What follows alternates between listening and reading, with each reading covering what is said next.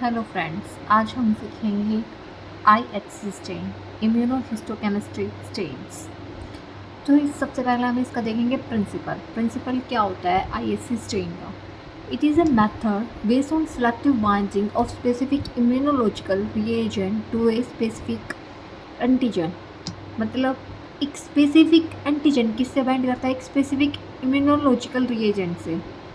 जो भी हम रिएजेंट लेंगे वो क्या होगा? स्पेसिफिक होगा एक एंटीजन के खिलाफ। ये क्या है इस स्टेन का प्रिंसिपल।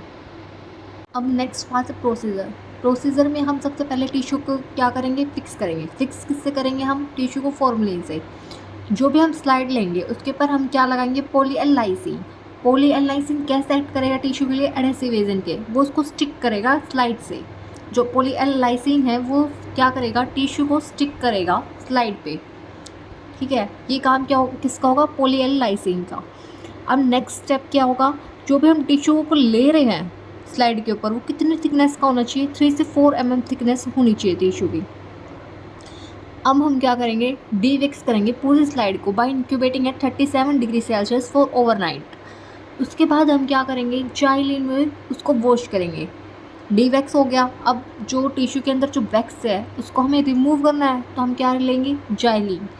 जाइलिन 2 लेंगे, जाइलिन 1 और जाइलिन 2। दोनों में हम कितने मिनट के लिए रखेंगे? 10-10 मिनट के लिए। फिर हम क्या करेंगे? हाइड्रेशन। अब हमें जाइलिन भी रिमूव करनी है टिश्यूज़ के पोर से, तो हम क्या करेंगे? हाइड्रेशन करेंगे डिक्रीजिंग ऑर्डर ऑफ अल्कोहल से। स्टेप होगा antigen retrieval process by ट्राइस buffer solution.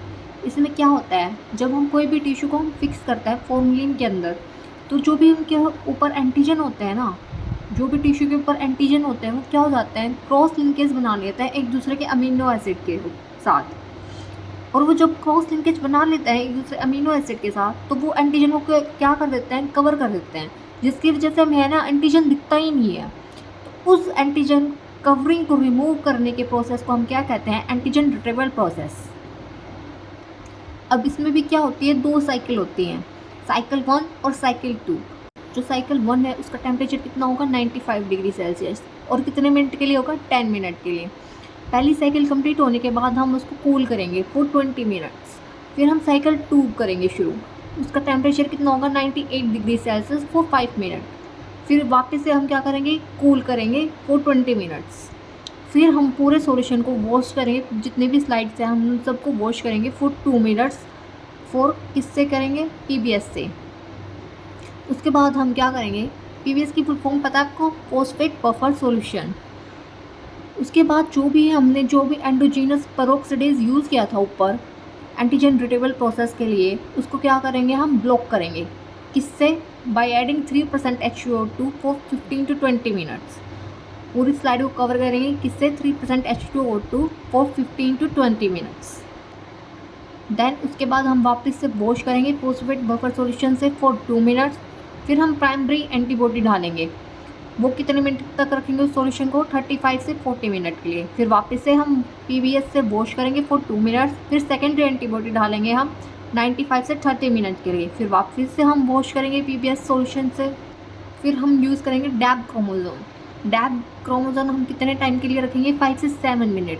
और ये जो डैब क्रोमोजोम होता है ना, ये प्रोटीन और न्यूक्लियर एसिड को कैसा कलर प्रोवाइड करेगा? Brown colour.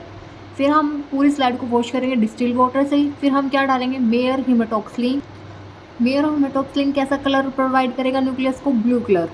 फिर हम वॉश कर देंगे किसके साथ? डिस्टिल्ड वाटर के साथ। फिर हम डिहाइड्रेशन करेंगे विद अल्कोहल। फिर जाइलिन से वॉश करेंगे। फिर DPX से माउंट कर देंगे। ये होता है पूरा प्रोसेस IHC स्टेन्स का। Thank you.